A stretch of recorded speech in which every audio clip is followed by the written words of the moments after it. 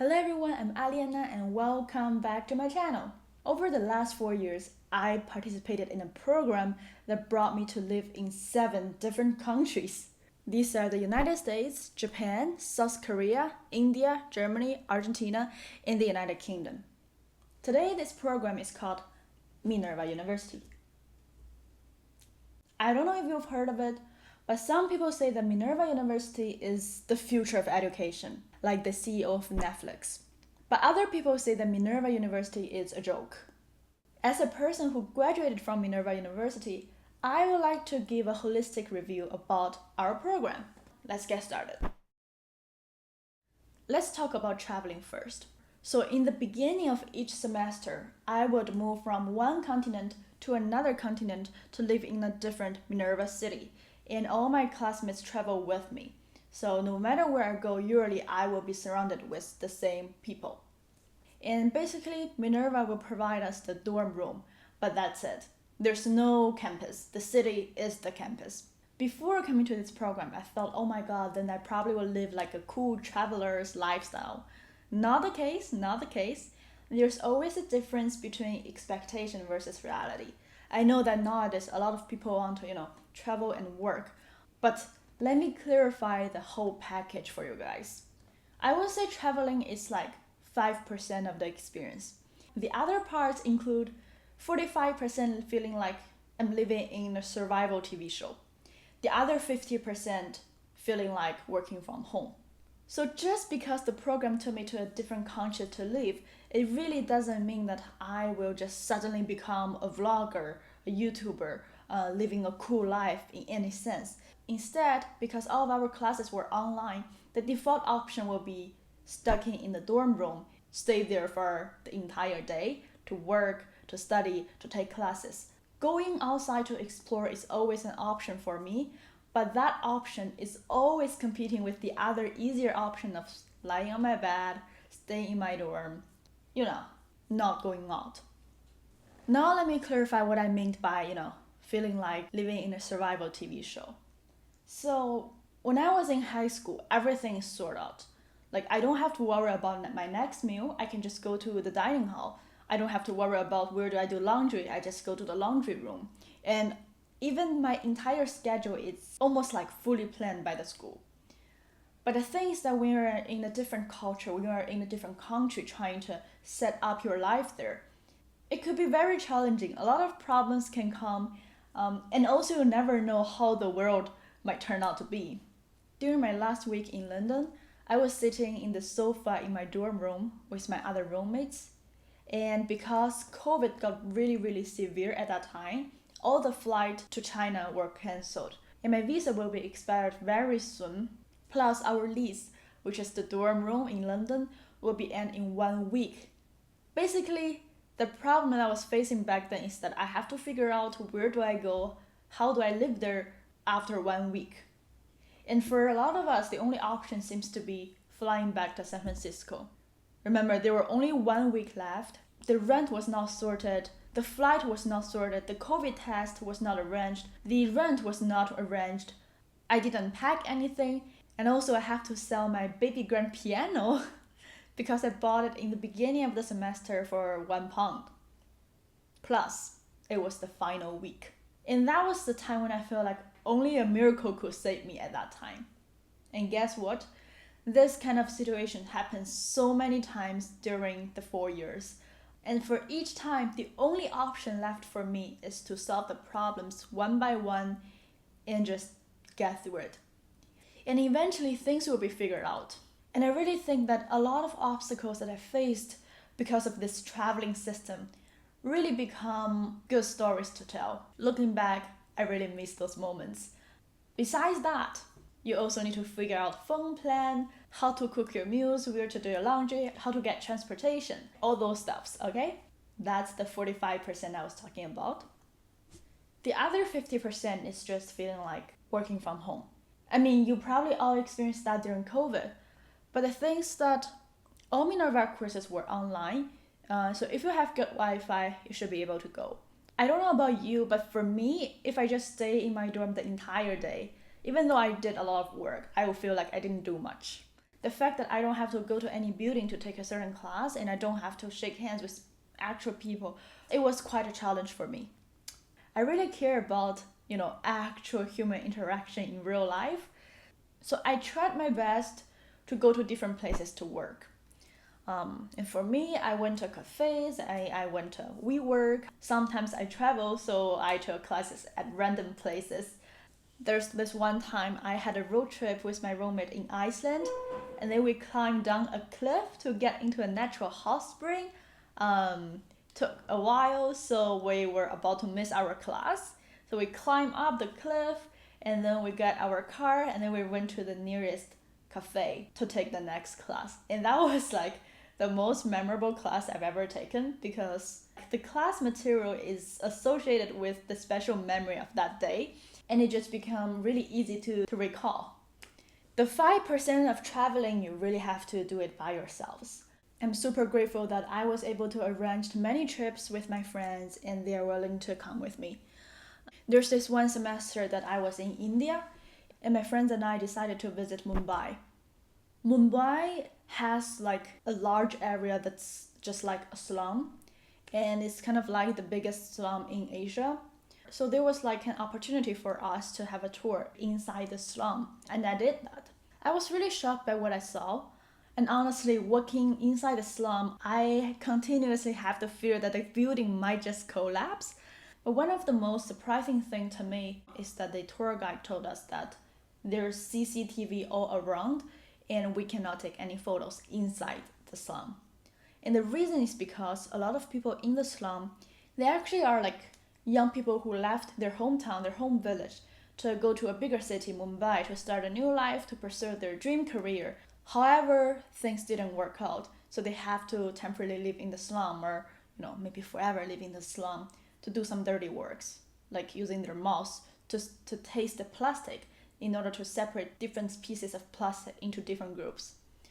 And they don't want us to take photos of them because they don't want their photos to get exposed, so that maybe their family will find out that, oh, they're actually in the slum instead of being an Uber driver or instead of being a cool software engineer. And that experience totally changed how I understand poverty. I always thought that there will be something very different between people who are in poverty and me.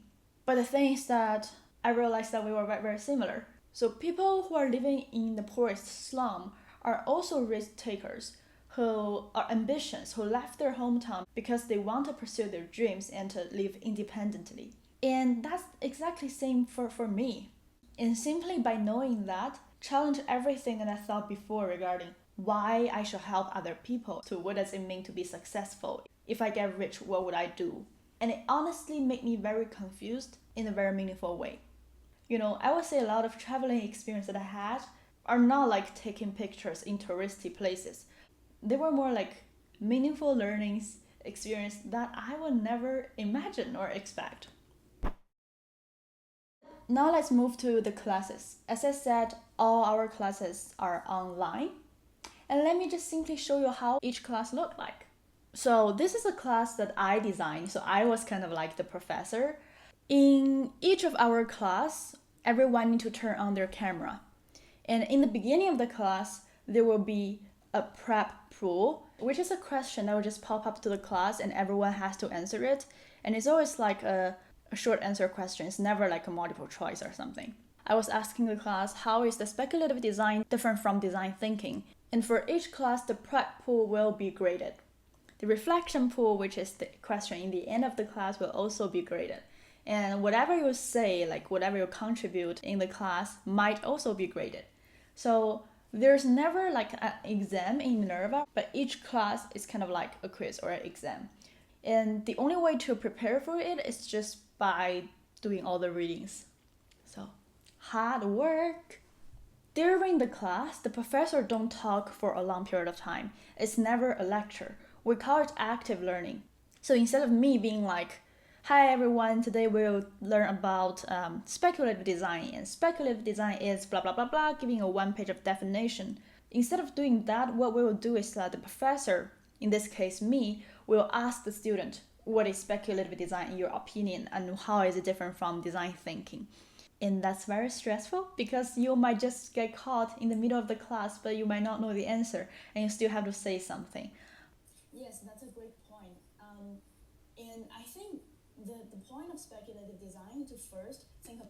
Inside the class, there's usually two activities. And for the activities, it can be like smaller group debrief, or it can be entire class debrief. But usually like we have like a Google Doc featured in the class platform, and then everyone can like type things, and everyone can contribute. So here, the first activity that I designed for my class is to debrief the future clone. In the second part of the class, I did an activity on the futures of dating app. And then you can see like so many people are contributing. And here's the reflection pool. Well, after each class, something will be graded. So right here, 4 of the aspects are graded during spoken moments or in general, the class in general. Let me show you how like the entire platform looks like. The fun thing is like this platform is a product that's in the process of development. And now looking here, I'm like, oh my god, so many things have changed after I graduated. You have assignments. We have so many assignments. And the due date of assignments can be really weird. So it can be due on Saturday, Sunday, anytime. The outcome index is pretty much your grading rubric. And for each class, we grade things based on hashtags. But let's say for Bismodo, you can go into it and you can see your detailed grading for this hashtag. You can also go to the class or the assignment that you are graded on this. And all the grading scales is on a scale of 5. There's no 100, there's just 1, 2, 3, 4, 5. Sometimes you might think the rubric grading is a little bit subjective. And in the beginning, I was really struggle with this. And also I didn't know how to get 5. And everyone wants to get 5. Then I realized like, it's okay to get 3, you know? Let's say if it's like a coding class or a math class, just by answering the question correctly doesn't give you the full point. It will give you a 3, but if you can justify what you are doing, then you can get 4. So let's say if you get the answer correct, and if you also clearly justify how you did it, and also if you went above and beyond and do it in a creative way, then you'll get 5. That's it for the classes. So moving to what I liked about my past 4 years. The first thing that I love is the ability to travel anywhere. I mean, that is kind of like the reason that I came to Minerva is because, this program allows me to travel and take me to see the world.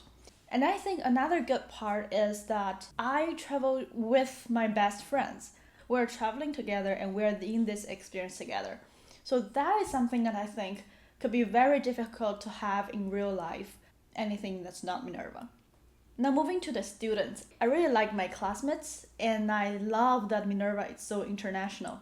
So in Minerva, we actually say that everyone is a minority. You can barely find any country that has like more than 10 people coming from the same country. Another thing I like about Minerva is the admission process. So, for me to apply to all the other US universities, I had to do like SAT, TOEFL, all those stuff. For Minerva, the system is all online. It's all in our website. And it tests your English, math, communication, logic, and creativity. I honestly feel like creativity might be the biggest reason that I got accepted to Minerva. And another thing that I really, really love about Minerva is the first year curriculum. In first year, everyone have 4 classes. Multimodal communication, complex system, formal analysis, and empirical analysis. It almost like will be useful no matter what you do later in life. Another thing is that the content is very up to date. When you are in a Minerva class, you don't feel like the curriculum is designed 100 years ago. It feels like the curriculum is designed last year. I've never learned about negotiation before coming to Minerva, but negotiation is something like everyone have to learn, similar to design thinking, broad framing, making videos, music. Moving to what I disliked about Minerva, I have to be honest. San Francisco dorm sucks. I would say most Minervans still spend most of their time in their room, right? because we have schoolwork. It's not like every day we will have the motivation to go out. So it's really important for us to have a good dorm room. However, it's not the case in San Francisco. In San Francisco, it shows you the worst part of San Francisco. It's the most central part, also the most, the part with the most homeless people and dangerous in a way, noisy. Anyways, San Francisco dorm sucks. I know that currently the dorm in Berlin also get really small, but so in London and Hyderabad dorm are good. Buenos Aires dorms is perfect. It's like a luxury apartment. I'm not sure whether they're still using that apartment, but it's a luxury apartment in Buenos Aires. Another thing I disliked about Minerva is the 100% active learning aspect. So remember what I showed you in the class demo. Every class is active because you have to always pay attention to the class, and you can be called by the professor to ask you to explain a certain concept that you should prepared because you did reading before the class, right? Anyways, this 100% active aspect really brought so much stress to me because I'm not the type of person that can just think and talk at the same time. And whenever the professor asks me something, I always feel my heartbeat wait, I have to say something. What should I say? How do I form my language? How do I explain? And a lot of time my class are one after another. So the prep work for each class is already so much. And when the class are just one after another, I have to prepare for both of the classes before the first class. And that sometimes is not achievable. So a lot of time between two classes, I would just go to my bed and be I don't think I can handle the next class. I don't want to go to the next class. But here's the thing. If you skip a class in Minerva, you have to do makeup work, which means doing a list of questions the professor told you to do, or writing an essay about the class.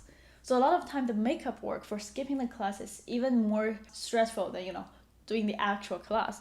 Plus, you cannot skip more than 3 classes, otherwise you will just be kicked out from this class and you wouldn't get the credit. So the system is actually pretty strict regarding academic aspect. Another thing that I disliked, I have to say this for my friends, I guess, is the financial aid. It's partially something I like and partially something I dislike because Minerva is needs blind. If you have financial difficulty, the school will help you to find a package that covers it, and you will not be rejected by Minerva just because you're not in a wealthy family. But again, Minerva is also not super rich, so the package that it offered to a lot of people is not that enough. And still, I see many of my friends struggle financially. Yeah. And for those who don't have financial aid, you won't get an SSN when you enter the United States, and that can become a huge problem. It was a huge problem for me. So try your best to get an internship, I guess. But getting an SSN in the United States can help you to open a lot of doors. Now, finally, another thing that I think was challenging, not necessarily dislike, but was challenging, is dating. I mean, people probably don't talk about this that much when it comes to, university reviews. But guys, dating is such an important part in the college experience, right? The thing when I was in Minerva is that I was surrounded by around 100 people throughout the 4 years. So everybody knows everybody. If you really date somebody within the school, everybody knows. And if you guys break up, everybody knows. And the worst part is you will see the other person, almost every day, even if you break up. So dating within the school, I think, becomes challenging but meaningful. Dating outside the school also has a problem because you will leave the city in 4 months. So technically, if you find a person in the first month, you guys will have 3 months to go. And after that, good luck with long distance relationship, or good luck with saying goodbye. So this experience had made me very emotionally mature and also experienced a lot of heartbreaking goodbyes within the period of 4 years, and that had taught me a lot. And finally, I would like to share my biggest learning in the past 4 years. And my biggest learning is to be aware of the system, or let's call it the game that you're in. So I think most people can get very focused on winning the game, working hard, trying our best to reach a certain number when it comes to grade, to earning, whatever can be quantified. So the thing is that I think most of the time we are aware of the price or we're aware of the next level, but we are not aware of the game, the process, why the rules exist, or we're not aware that there are other games out there that we can play, or even space for us to create our own games. Coming to Minerva just made me realize that a system like this almost challenged everything that I've ever experienced. It's possible to exist. It's like a system that touches the future of work, the future of living, and the future of education in one system that challenges the old system on all sorts of aspects. But being honest, when I was in Minerva, everyone else is in the same system, which is the Minerva system, and everything becomes so normal. Like for me, when a friends come to me and say like, hey, tomorrow do you want to go to Iceland? Do you want to drive toward the South Pole tomorrow? I find it very like easy to accept now, but 4 years ago, I just wouldn't imagine something like this. I wouldn't imagine a life where you can travel and work all the time. I thought there must be a conflict somewhere. Like for people who want to play, then they won't be like very hardworking or something. It's not the case. You can have a life and you can work hard and you can follow your dream. And there's always a system where a lot of things that you think is impossible, it's so possible. So right now, I know that I am able to choose the way of living that I want it to be by choosing the system that I want to live in or by creating my own standard of success. So for me, the Minerva package looks like 5% of traveling, 50% of work from home, and 45% of living in a survival TV show. I love the traveling aspect so much, and I also super enjoy the survival TV show aspect. Plus, I was kind of okay with the work from home aspect. And that is the reason that I think this system was perfect for me. But for many systems out there, a lot of time people only focusing on the 5% of the good looking part, the branding part. And that's simply not okay.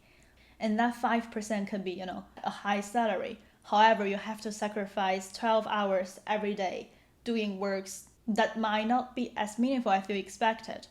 I think if you don't enjoy the struggle, the price is not going to be worth it. If you like my video, don't forget to give it a thumbs up and subscribe. I'm Aliana, I'm a UX designer and I'm a YouTuber. See you next week!